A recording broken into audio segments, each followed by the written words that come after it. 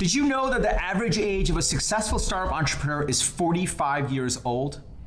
In case you're wondering whether it's too late in the game for you to actually make that transition into a new career or starting your own business because you're in your 30s or your 40s, in this episode, I'm going to walk you through the 3 steps that I followed to actually make my own career transition and how you can follow it as well. Intro.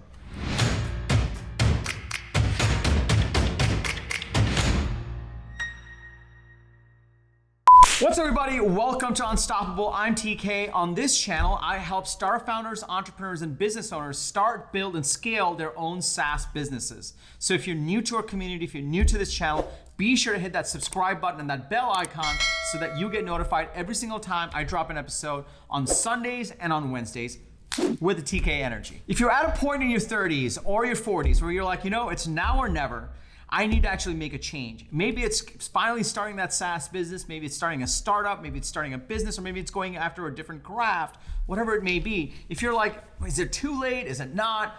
I've been there. I've navigated a career change twice in the last 20 years. And in this episode, I'm gonna walk you through 3 steps that I followed. So if you're excited to dig in, go ahead and smash that like button and let's go into principle number 1. The first step that I followed was I really dug into who do I want to become. So I've gone through 2 career changes. The first one was when I was 28 years old. I was working at the largest hedge fund in the world. And I was at a point where I'm like, you know what? I need to finally start that company. I need to actually take the plunge, quit my job, and start my business, and start my startup, and go raise venture capital, and just live that dream that I always had. And I took that plunge. It was one of the hardest things. But one of the things that actually helped me break through that was I asked a deep question around who do I want to become? And most importantly, who do I want to be serving? When I sat at that hedge fund, it was the largest hedge fund in the world, one of the most successful ones. It was an incredible job, incredible opportunity, but I still wasn't feeling fulfilled. And more importantly, when I looked around the room, I couldn't find the one person that I could point to and say, that I want to be that person 5 years from now or 10 years from now. The same thing happened about 8 years later. I was 36 years old and I had sold my company. I had helped sell the company that bought mine. And all of a sudden I found myself to be an executive at one of the largest software companies in the world. And I did the same thing. I looked around, I was 36. I'm like, I can't do this. Like, this is not who I'm supposed to be. And so I looked around and I couldn't find the person that I could point to and say, him or her, I want to be that person. And so I looked ahead and thought about who I wanted to become, and I realized this wasn't it. And I made that career change again to do what I do now. So the first step that you actually want to follow is actually hone in on that feeling you have around, okay, I need to make a change. And actually ask yourself, who do you actually want to become? Who do you want to be serving? More importantly, is there someone around you, maybe it's your boss, maybe it's your boss's boss, maybe it's a board member that you actually want to be becoming? If that's not the case, then you start to get this idea that, okay, I need to make a change, right? And that's what I felt at 28, and that's what I felt at 36. And I navigated both those career changes. It was scary, but I took that plunge because once I looked at who I wanted to become, it actually became very evident that it wasn't in my status quo. It wasn't in the spot that I was in. And that may be what you're feeling as well. The second step in my decision-making process and my transition process was to instill belief. I realized, like, okay, it's none of these people that I want to become, that who do I actually want to become?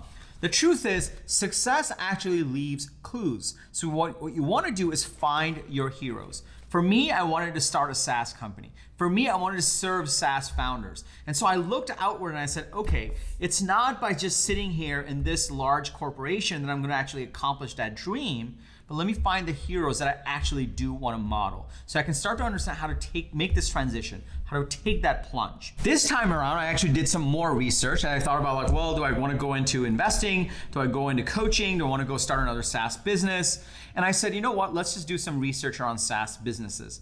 And I looked that up, and surely enough, I found this Harvard Business Review study that said that the average age of an actual successful startup founder is 45. And you can check it out. Here's a stat, and I'll link to the article below. The average age was 45. And that got me thinking, well, that's crazy. Normally, you think about the 20-somethings that are starting companies. So at 28, when I started Tout App, I was already thinking, like, man, I'm late to the game. And at 36, I'm like, oh, I can't start another company. I should go do some other thing maybe. And when I started looking at the stats, they were seriously eye-opening. So first of all, according to Harvard Business Review, the average age of a successful venture-backed startup founder is 45. On top of that, I started to look at some of my heroes. When I looked at some of my personal heroes, some of the people that built incredible SaaS businesses, turned out they were in their 30s or in their 40s when they started their SaaS businesses. Mark Benioff, when he started Salesforce, was 35 years old.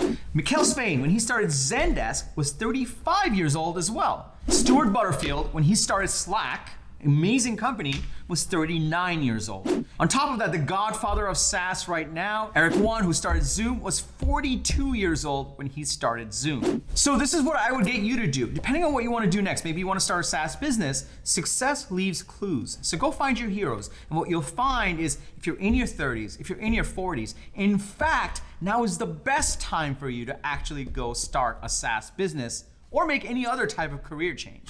So for me, step one was really honing in on that feeling of like, well, why do I want to make a change? Forget whether I can or not. Why do I want to make a change? So step one was, who do I want to become, and actually determining that. Step two was, success leaves clues. Well, who do I want to become? And if that's the person, what did they do? How did they do it? How old were they? And chances are you'll find a lot of people that are in their 30s and 40s, I did, that were actually successful at that time. Now, before I go into number three, let me just pause here for a second. Are you starting to get a little bit more amped about making that career change? Are you starting to see that 30s and 40s is not a death sentence? In fact, you have enough domain knowledge, you have enough experience, you have enough history to actually go double down and create something huge for yourself. If you're starting to see that, comment below with a yes so that I know you're with me. The next step for me was to actually make an action plan, not just for my startup, but also for my life. I decided to actually create an action plan. I'm like, all right, let's just take a long view on this. Who do I want to be 5 years from now? And based on that, who do I want to be serving? And based on that, if I were to take a 3 to 5 year view on transitioning my career, maybe I do it cold turkey, or maybe I do it in a slower pace, what would that action plan actually look like to make that career change? Because I made that action plan, not just this time around, but also when I was 28, I was able to actually navigate that change in a much more effective way. So to recap, if you're getting that feeling that it's time for a career change, you're not alone. A lot of us are going through that. In order to actually do this, what you want to do is step one, figure out who do you want to become. Is it someone around you? Is it someone in your sphere, in your current career track that you want to become? And do you want, how do you actually do that? Or are you looking for a completely different career change? Number two, actually figure out who your heroes are and figure out how they did it. Success leaves clues. And number three, make an action plan. Now, as a next step to this video, now you know that it's not crazy to make a career change in your 30s and your 40s, but I want to give you two resources to take the next step. The first resource I want to give you is I have an unstoppable life planning guide. So if you're trying to figure out like, well, who do I want to become? What's my action plan? How do I go about navigating it? Follow the link below and download my unstoppable life planning guide. The second resource I have for you, this is what my channel is really about. It's about helping you build SaaS businesses. I have a 10-point SaaS business checklist. So if you know you've got a business in you, if you've got a startup in you, and now is the time to actually make that shift or at least start to make a plan around it, go ahead and download my 10-point SaaS checklist. In it, I will walk you through step by step on actually clarifying your SaaS idea and crafting the strategy around your business so you can start to make the next steps. Ultimately, it's those who take action that can actually make this transition. If you like this video, please hit the like button. It would mean the world to me and my team. Also, if you're new to this community, don't forget to hit the subscribe button and that bell icon. I bring an episode every single Sunday and every single Wednesday to help you start, build, and scale a SaaS business. And lastly, remember, everyone needs a strategy for their life and their business, but when you are with us, yours is going to be unstoppable. I'm TK, and I'll see you in the next episode.